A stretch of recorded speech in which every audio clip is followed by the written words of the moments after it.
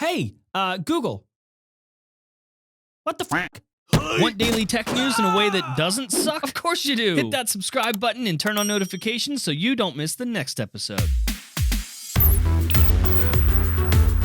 Yo, what's going on, guys? Welcome back to Front Page Tech, of course, show that gives you all latest tech news from one geek that is me to another that is you. Happy Monday. Hey, real quick, just a quick thing.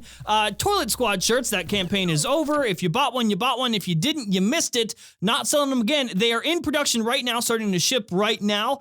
In fact, some of you in the UK already got your shirts. Pictures here and here. So to the well over 1,000 of you that bought a Toilet Squad shirt, when you get it this week, be sure to tweet us a picture and let us know you got it so we can retweet it and flood everyone's feeds with Toilet Squad stuff. News. All right, so first up for the day, story numero uno, Google Pixel 4. So we got a leak, but not from us this time. This is just leaked out there, and I'm just reporting on it like a normal person this time. Just hearing about it like the rest of you. I didn't do this. Not this time. Okay, so real quick, as a reminder, this is the back of the Google Pixel 4. Looks like the iPhone. It's got two cameras in there. Count them. One, there's one, and two, there's two. Now, since we've seen this, everyone's been wondering what that second camera does. Is it telephoto? Is it a wide angle lens? That would be cool, huh? Wide angle? No. It's not wide angle. You see, the folks over at XDA Developers found a wee little thing inside a new build of the Google Camera app, and the code specifically references telephoto. Now, if you're wondering what the telephoto lens would be for, well, same thing every other fucking manufacturer uses another lens for, the telephoto lens in their devices. Better portrait shots, so it can better determine depth, make beautiful fake depth of field shots like every other phone. Okay, cool, but that literally goes against everything that Google has been saying for years. For fucking years! Remember the whole no need thing? The whole point of Pixel shipping with one camera on the back was that Google could do all of it in software. They didn't need a second lens, especially for portrait shots. You could do it all in software. And it does. The Pixel devices take amazing photos. So not only have they been saying no need, but also they've been able to back it up. Until now, I guess, because fuck me. But like, for why? Google, why couldn't that second lens have been a wide-angle camera to add something to this phone?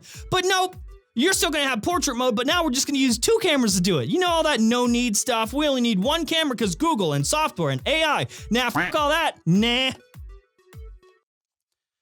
What? Why are you the way that you are? Honestly, every time I try to do something fun or exciting, you make it not that way. All right, so next up, this is a great reminder why you should always be updating your software. If you don't update your software, nobody can help you, and you're dumb. So you might remember several iMessage bugs that have gone around. Someone texts you a specific character or a specific group of characters, and it done fucks everything up. Your phone freezes, crashes, all bad news, and those bugs have been fixed, but also, whenever someone texted you those characters and you experienced a glitch like this, you could just force restart your phone and you're good. Then everything works as fine. Did I say works as fine? Works as normal. But Google's Project Zero discovered a bug within iMessage that did a little bit more than that. It would completely brick your iPhone. And I mean totally brick it, like unusable. The only way you would be able to fix it is if you factory reset the device, and that's it. Like, you couldn't recover lost data. There was nothing that was backed up because it was bricked. You just got to start over. It completely fucked up your life. Once you received this text, you could do absolutely nothing. But since it's Google and Project Zero, they always give companies, if they find some sort of bug or a glitch like this, they give companies a 90-day notice. So effectively, what happened here is Project Zero found the bug, found the glitch. Then they notified Apple and said, hey, you got 90 days. After 90 days, we're gonna tell everyone that this exists. So hopefully you got it fixed by then. Okay, bye. So now we know about it, right? We were told about it. So did Apple fix it? Of course, yes, they fixed it. They fixed it since the iOS 12.3 update. So you have nothing to worry about. Unless, of course, you didn't update. Ass. Now would probably be a perfect time to update your software. If you're not up to date yet, take this opportunity to do it. And like, call your parents or something, or your grandparents, the people that definitely don't update the software, but not because they're an asshole, just because they don't know. Call them. Don't be an asshole, you know. Call them. All right, so last up for the day, we got a weird report that Apple is working on an iPad that folds. On purpose this time.